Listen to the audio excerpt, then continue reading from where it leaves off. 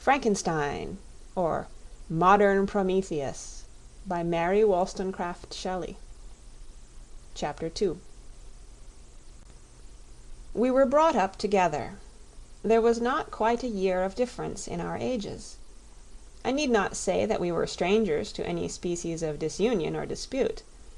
Harmony was the soul of our companionship, and the diversity and contrast that subsisted in our characters drew us nearer together. Elizabeth was of a calmer and more concentrated disposition, but with all my ardor I was capable of a more intense application, and was more deeply smitten with the thirst for knowledge.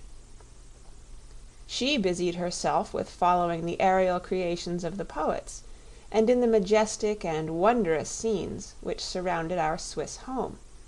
The sublime shapes of the mountains, the changes of the seasons, tempest and calm, the silence of winter, and the life and turbulence of our alpine summers, she found ample scope for admiration and delight.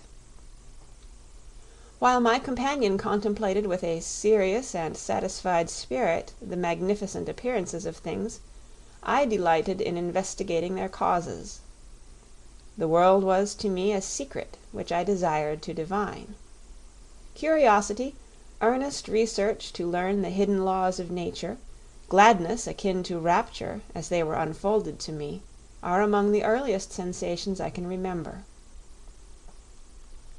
On the birth of a second son, my junior by 7 years, my parents gave up entirely their wandering life and fixed themselves in their native country. We possessed a house in Geneva and a campaign on Bellerive, the eastern shore of the lake, at the distance of rather more than a league from the city. We resided principally in the latter, and the lives of my parents were passed in considerable seclusion. It was my temper to avoid a crowd, and to attach myself fervently to a few. I was indifferent, therefore, to my schoolfellows in general, but I united myself in the bonds of the closest friendship to one among them. Henry Clerval was the son of a merchant of Geneva. He was a boy of singular talent and fancy. He loved enterprise, hardship, and even danger for its own sake. He was deeply read in books of chivalry and romance. He composed heroic songs, and began to write many a tale of enchantment and knightly adventure. He tried to make us act plays, and to enter into masquerades, in which the characters were drawn from the heroes of Roncesvalles, of the Round Table of King Arthur, and the chivalrous train who shed their blood to redeem the Holy Sepulchre from the hands of the infidels. No human being could have passed a happier childhood than myself. My parents were possessed by the very spirit of kindness and indulgence. We felt that they were not the tyrants to rule our lot according to their caprice, but the agents and creators of all the many delights which we enjoyed. When I mingled with other families, I distinctly discerned how peculiarly fortunate my lot was, and gratitude assisted the development of filial love. My temper was sometimes violent, and my passions vehement, but by some law in my temperature they were turned not towards childish pursuits, but to an eager desire to learn, and not to learn all things indiscriminately. I confess that neither the structure of languages, nor the code of governments, nor the politics of various states possessed attractions for me. It was the secrets of heaven and earth that I desired to learn, and whether it was the outward substance of things or the inner spirit of nature and the mysterious soul of man that occupied me, still my inquiries were directed to the metaphysical, or in its highest sense, the physical secrets of the world. Meanwhile, Clerval occupied himself, so to speak, with the moral relations of things. The busy stage of life, the virtues of heroes, and the actions of men were his theme, and his hope and his dream was to become one among those whose names are recorded in story as the gallant and adventurous benefactors of our species. The saintly soul of Elizabeth shone like a shrine-dedicated lamp in our peaceful home. Her sympathy was ours. Her smile, her soft voice, the sweet glance of her celestial eyes were ever there to bless and animate us. She was the living spirit of love to soften and attract. I might have become sullen in my study, rough through the ardor of my nature, but that she was there to subdue me to a semblance of her own gentleness. And Clerval, could aught ill entrench on the noble spirit of Clerval? Yet he might not have been so perfectly humane, so thoughtful in his generosity, so full of kindness and tenderness amidst his passion for adventurous exploit, had she not unfolded to him the real loveliness of beneficence, and made the doing good the end and aim of his soaring ambition. I feel exquisite pleasure in dwelling on the recollections of childhood, before misfortune had tainted my mind and changed its bright visions of extensive usefulness into gloomy and narrow reflections upon self. Besides, in drawing the picture of my early days, I also record those events which led, by insensible steps, to my after-tale of misery, for when I would account to myself for the birth of that passion which ever afterwards ruled my destiny, I find it arise, like a mountain river, from ignoble and almost forgotten sources, but swelling as it proceeded, it became the torrent which, in its course, has swept away all my hopes and joys.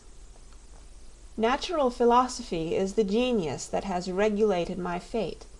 I desire, therefore, in this narration, to state those facts which led to my predilection for that science. When I was 13 years of age, we all went on a party of pleasure to the baths near Thonon. The inclemency of the weather obliged us to remain a day confined to the inn. In this house I chanced to find a volume of the works of Cornelius Agrippa. I opened it with apathy. The theory which he attempts to demonstrate and the wonderful facts which he relates soon changed this feeling into enthusiasm. A new light seemed to dawn upon my mind, and bounding with joy I communicated my discovery to my father. My father looked carelessly at the title page of my book and said, "Ah, Cornelius Agrippa. My dear Victor, do not waste your time upon this. It is sad trash."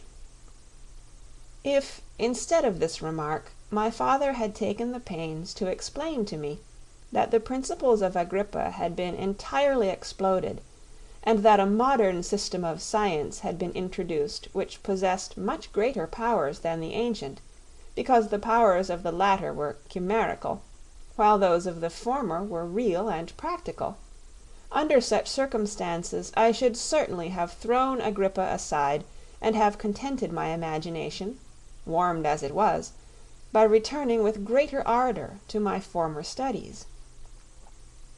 It is even possible that the train of my ideas would never have received the fatal impulse that led to my ruin. But the cursory glance my father had taken of my volume by no means assured me that he was acquainted with its contents, and I continued to read with the greatest avidity. When I returned home my first care was to procure the whole works of this author, and afterwards of Paracelsus and Albertus Magnus. I read and studied the wild fancies of these writers with delight. They appeared to me treasures known to few besides myself. I have described myself as always having been imbued with a fervent longing to penetrate the secrets of nature. In spite of the intense labor and wonderful discoveries of modern philosophers, I always came from my studies discontented and unsatisfied. Sir Isaac Newton is said to have avowed that he felt like a child picking up shells beside the great and unexplored ocean of truth. Those of his successors in each branch of natural philosophy with whom I was acquainted appeared even to my boy's apprehensions as tyros engaged in the same pursuit. The untaught peasant beheld the elements around him, and was acquainted with their practical uses. The most learned philosopher knew little more. He had partially unveiled the face of nature, but her immortal lineaments were still a wonder and a mystery. He might dissect, anatomize, and give names, but, not to speak of a final cause, causes in their secondary and tertiary grades were utterly unknown to him. I had gazed upon the fortifications and impediments that seemed to keep human beings from entering the citadel of nature, and rashly and ignorantly I had repined. But here were books, and here were men who had penetrated deeper and knew more. I took their word for all that they averred, and I became their disciple. It may appear strange that such should arise in the 18th century, but while I followed the routine of education in the schools of Geneva, I was, to a great degree, self-taught with regard to my favorite studies. My father was not scientific, and I was left to struggle with a child's blindness, added to a student's thirst for knowledge. Under the guidance of my new preceptors, I entered with the greatest diligence into the search of the philosopher's stone and the elixir of life, but the latter soon obtained my undivided attention. Wealth was an inferior object, but what glory would attend the discovery if I could banish disease from the human frame, and render man invulnerable to any but a violent death? Nor were these my only visions. The raising of ghosts or devils was a promise liberally accorded by my favorite authors, the fulfillment of which I most eagerly sought, and if my incantations were always unsuccessful, I attributed the failure rather to my own inexperience and mistake than to a want of skill or fidelity in my instructors. And thus for a time I was occupied by exploded systems, mingling, like an unadept, 1,000 contradictory theories, and floundering desperately in a very slough of multifarious knowledge, guided by an ardent imagination and childish reasoning, till an accident again changed the current of my ideas. When I was about 15 years old, we had retired to our house near Bellerive, when we witnessed a most violent and terrible thunderstorm. It advanced from behind the mountains of Jura, and the thunder burst at once with frightful loudness from various quarters of the heavens. I remained, while the storm lasted, watching its progress with curiosity and delight. As I stood at the door, on a sudden I beheld a stream of fire issue from an old and beautiful oak, which stood about 20 yards from our house, and so soon as the dazzling light vanished, the oak had disappeared, and nothing remained but a blasted stump. When we visited it the next morning, we found the tree shattered in a singular manner. It was not splintered by the shock, but entirely reduced to thin ribbons of wood. I never beheld anything so utterly destroyed. Before this I was not unacquainted with the more obvious laws of electricity. On this occasion a man of great research in natural philosophy was with us, and excited by this catastrophe, he entered on the explanation of a theory which he had formed on the subject of electricity and galvanism, which was at once new and astonishing to me. All that he said threw greatly into the shade Cornelius Agrippa, Albertus Magnus, and Paracelsus, the lords of my imagination, but by some fatality the overthrow of these men disinclined me to pursue my accustomed studies. It seemed to me as if nothing would or could ever be known. All that had so long engaged my attention suddenly grew despicable. By one of those caprices of the mind which we are perhaps most subject to in early youth, I at once gave up my former occupations, set down natural history and all its progeny as a deformed and abortive creation, and entertained the greatest disdain for a would-be science which could never even step within the threshold of real knowledge. In this mood of mind I betook myself to the mathematics and the branches of study appertaining to that science as being built upon secure foundations, and so worthy of my consideration.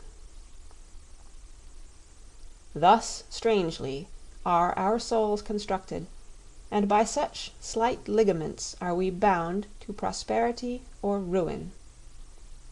When I look back, it seems to me as if this almost miraculous change of inclination and will was the immediate suggestion of the guardian angel of my life, the last effort made by the spirit of preservation to avert the storm that was even then hanging in the stars and ready to envelop me. Her victory was announced by an unusual tranquillity and gladness of soul which followed the relinquishing of my ancient and latterly tormenting studies. It was thus that I was to be taught to associate evil with their prosecution, happiness with their disregard. It was a strong effort of the spirit of good, but it was ineffectual. Destiny was too potent, and her immutable laws had decreed my utter and terrible destruction. End of chapter 2.